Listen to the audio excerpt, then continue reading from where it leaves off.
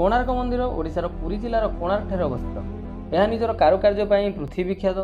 प्राय 1250 ख्रीष्टाब्द उत्कलर गंगवंशीय राजा नरसिंहदेव यह मंदिर को निर्माण करथिले। एक विशाल रथाकृतिर यह मंदिरटी होछि पंचरथ विशिष्ट, जो पत्थर रे तैयारी होइथिबा चक, स्तंभ, कांथ और घोड़ा रही।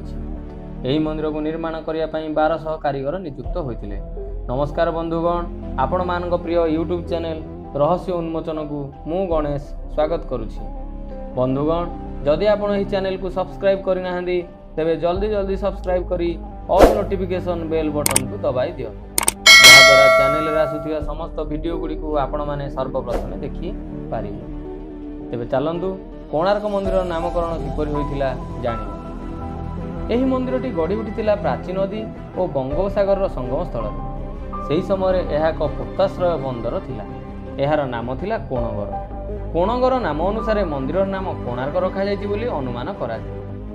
कोणार्क शब्दटी संस्कृत शब्द कोण और अर्करु तैयारी होइछि। एही मंदिरटी सूर्यंग पई तैयारी होइथिबारु यार नाम कोणार्क होइछि बोली किछि मत दियन्ति। कोणार्क मंदिरर गर्भगृहयुक्त मुख्य मंदिरटी प्राय 229 फुट, मुखशाला 128 फुट उच्च एवं पूरा परिसर 857 फुट लंबा और 540 फुट चौड़ा।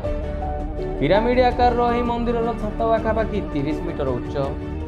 कोणार्क मंदिर में मुख्यतः 3 प्रकार पत्थर व्यवहार करा जायथिला। सेगुड़िक है मुगुनी पत्थर, लाटेराइट पत्थर और कोंडालाइट पत्थर। देउल को लुहार बीम द्वारा मजबूत करा जायथिला। देउलर दधि नदी चूड़ारे 52 मेट्रिक टन एक चुंबक व्यवहार करा जायथिला। सूर्यंगर प्रतिमाटी अष्टधातु तैयारी होइथिला, जहा कौनसी सिंहासन रे न बसी चुंबकर शक्ति बल रे भासमान अवस्था शून्य रे झुलुथिला। एही मंदिर को एपरि भाव रे तैयारी करा जायथिला जेपरि कि सूर्यंगर प्रथम किरण नाट्य मंदिर देई गर्भगृहस्थ मुख्य प्रतिमा नाभि रे संयुक्त गोटे हीरा रे प्रतिफलित हेउथिला। यह सकाळु किछि समय पई देखा जाउथिला।